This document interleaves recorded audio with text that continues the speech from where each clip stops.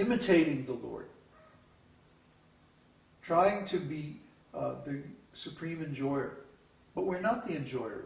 We're constitutionally not the enjoyer. We're constitutionally the servant. Everyone is serving. Nobody can stop serving, even for a second. We're always serving something or someone. That's our Sanatana Dharma.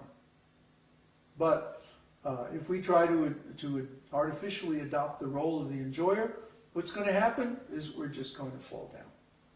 It's going to be a disaster. Because we're not fit to be the enjoyer. We're jivas. Jivas means atomic. Atomic souls. Huh? So if you take one atom of hydrogen or something like that, and that one atom tries to be a whole universe, what's going to happen? It's going to fail. You can't have a universe from one atom. It's crazy. So similarly, you can't have one atomic particle of spirit try to imitate the pastimes of the whole of spirit. It just doesn't work. So everything we're doing here in the material world is simply we're trying to imitate Krishna. Instead of imitating, let's follow Krishna. Let's do what Krishna advises us to do and serve him.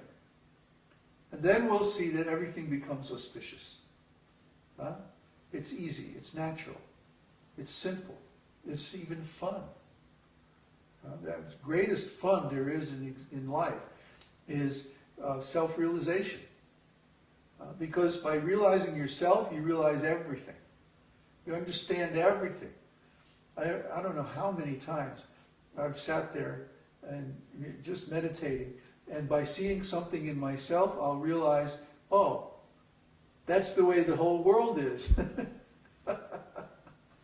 Because the whole world is also based on consciousness.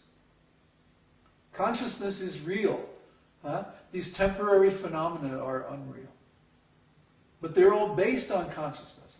And if you change your consciousness, you change the world you live in. It becomes a different place because you see it in a different way.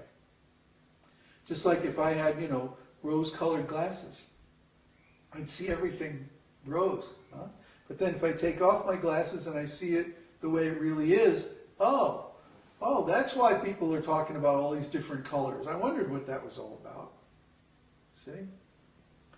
So, as it is in material consciousness, we're seeing everything in monochrome, black and white. Huh? Do I like it or do I not like it? Is it good or is it bad? Huh? Do I accept it or do I reject it? That's how we see everything in material consciousness. But in spiritual consciousness, we see all these variegated colors of relationships with the Lord. It's a much richer experience. There's really no way I can explain it, but I hope that by trying to explain it, you will get enough motivation to actually try the method and experience it for yourself. So, any more questions? Nalu is quoting the verse he got the idea from. Spiritually, there are no differences between these five tattvas. For on the transcendental platform, everything is absolute. Yet, there are also varieties in the spiritual world. And in order to taste these spiritual varieties, one should distinguish between them. Yes, that's our philosophy. Achintya Bheda Bheda Tattva. Bheda Bhed means different and non-different. Don't try to understand this with material logic. It won't work. But they're all the same. On the spiritual platform, they're completely spiritual. But at the same time, there's differences, subtle differences between them.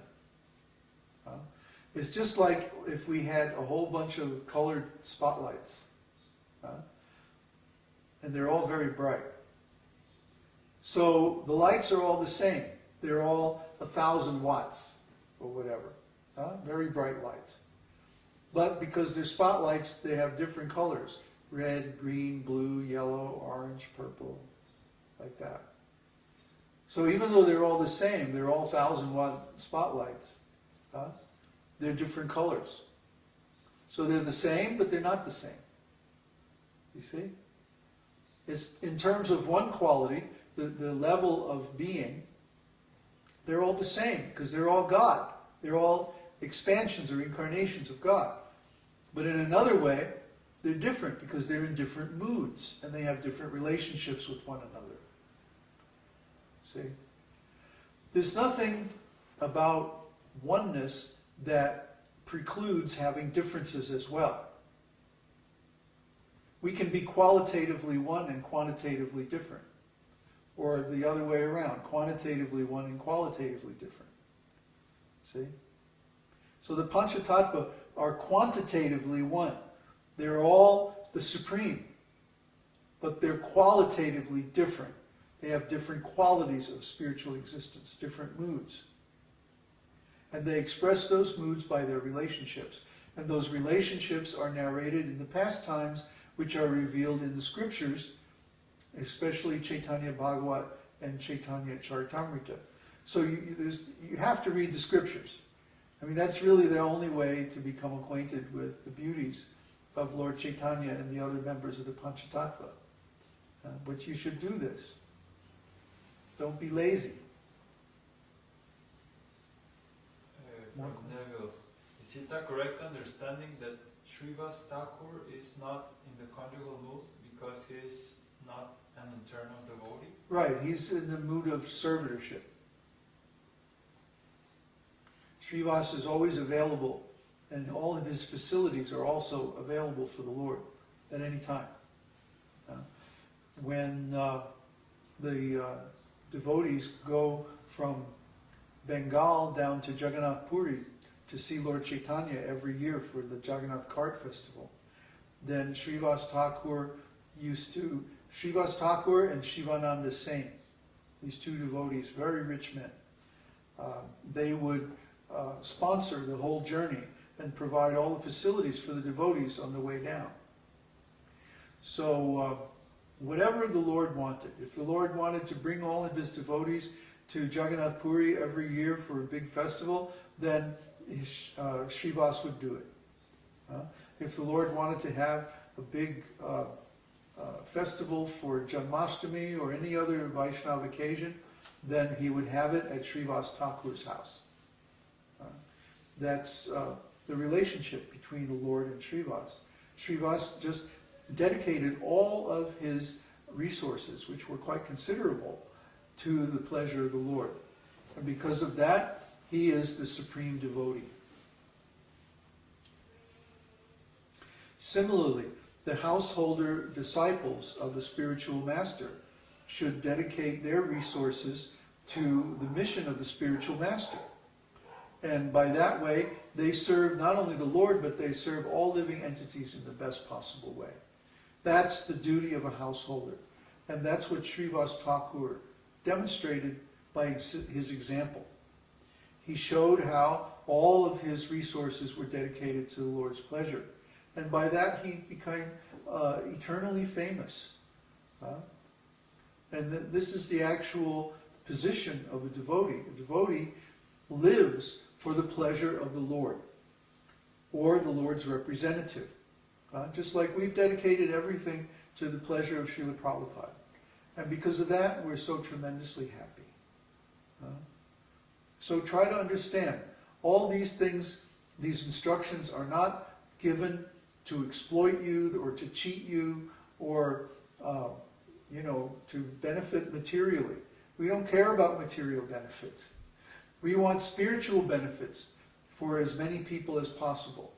And the more resources that we have, the more ability we have to spread those benefits all over the planet to everyone. The symptoms of a great personality, this chief symptom of a great personality, is that he dedicates his life to the service of others. What do you mean, a great person? A great person is someone who has achieved something so wonderful that they don't feel themselves in any need. They don't feel themselves in lacking anything. That's why I just do whatever I want. Because I don't feel a need to impress anybody or to get anything from anybody or to materially, get some material benefits. I don't care about material benefits. I've already got self-realization. What do I need with material benefits? Huh? Try to understand. I'd be happy sitting under a tree with my beads, chanting the Maha Mantra. I was very happy. But my only unhappiness is that when I walk down the street, I see how unhappy everybody else is. When I see the devotees, the neophyte devotees practicing in the temples, I see how desperately unhappy they are. They're so unhappy that they have to resort to politics instead of real spiritual life. And because of that, I feel very compassionate toward them. But of course, you can't force anybody to engage in spiritual life or to understand the truth. It has to happen naturally. It has to happen